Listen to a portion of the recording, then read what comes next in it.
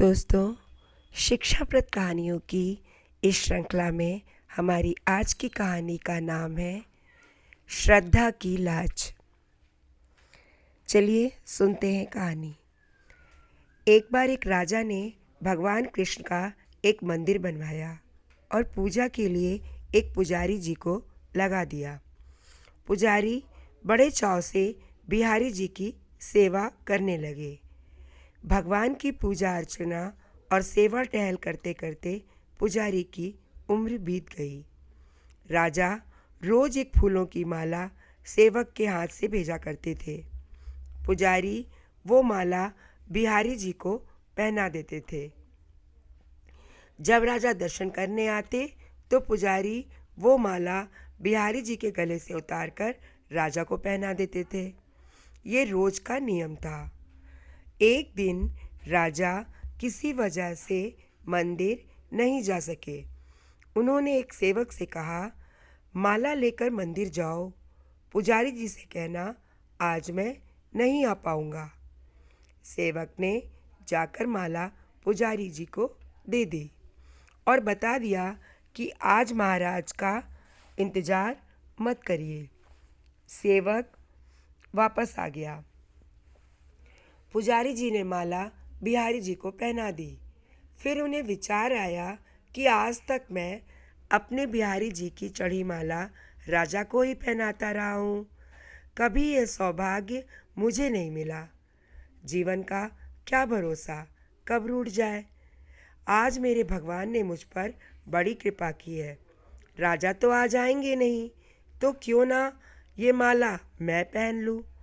और ये सोचकर पुजारी ने बिहारी जी के गले से माला उतारकर स्वयं पहन ली। इतने में सेवक आया और उसने बताया कि राजा जी की सवारी बस मंदिर में पहुंचने ही वाली है। और ये सुनकर के पुजारी जी काँप गए। उन्होंने सोचा, अगर राजा ने माला मेरे गले में देख ली तो वो मुझ पर बहुत क्रोधित होंगे।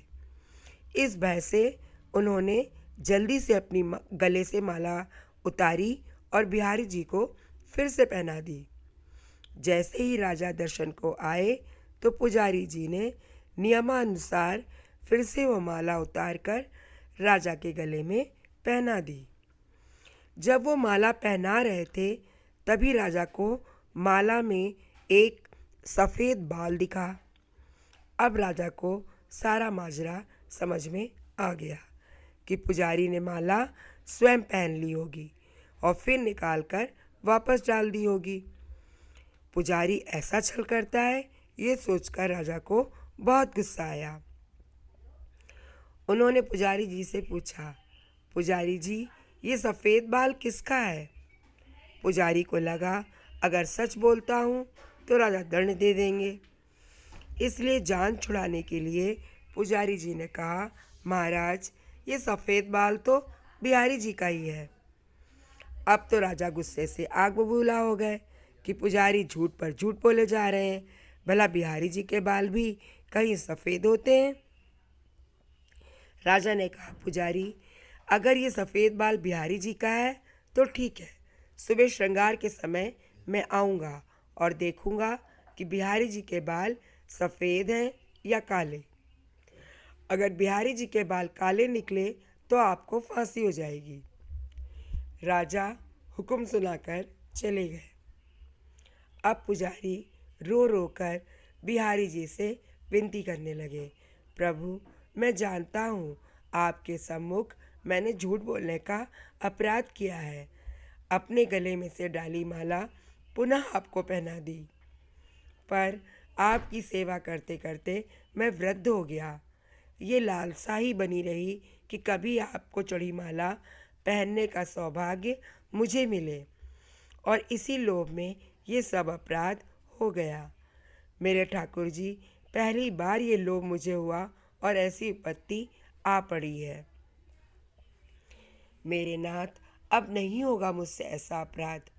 अब आप ही बचाइए मेरी जान, नहीं तो कल सुबह मुझे फांसी पर चढ़ा दिया जाएगा। पुजारी जी सारी रात रोते रहे। सुबह होते ही राजा मंदिर में आ गए और उसने कहा कि आज प्रभु का श्रृंगार वो स्वयं करेंगे। इतना कहकर राजा ने जैसे ही मुकुट हटाया तो हैरान रह गए। बिहारी जी के सारे बाल सफ़ेद थे। राजा को लगा पुजारी जी ने जान बचाने के लिए बिहारी जी के बाल या तो रंग दिए हैं या फिर बदल दिए हैं। गुस्से में तमतमाते हुए उन्होंने बाल की जांच करनी चाहिए कि बाल असली हैं या नकली। ये समझने के लिए उन्होंने जैसे ही बिहारी जी के बाल तोड़े, बिहारी जी के सिर से खून की धार बहने लगी। अब तो राजा ने प्रभु के चरण पकड़ लिए और क्षमा मांगने लगे। बिहारी जी की मूर्ति से आवाज़ आई, राजा, तुमने आज तक मुझे केवल मूर्ति ही समझा, इसलिए आज से तुम्हारे लिए मैं मूर्ति ही हूँ। पर पुजारी जी ने मुझे साक्षात भगवान समझते हुए मेरी पूजा की और उनकी श्रद्धा की लाज रखने के लिए मुझे अपने बाल सफ़ेद करने पड़े और रक्त की धार भी बहानी पड़ी तुम्हें समझाने के लिए।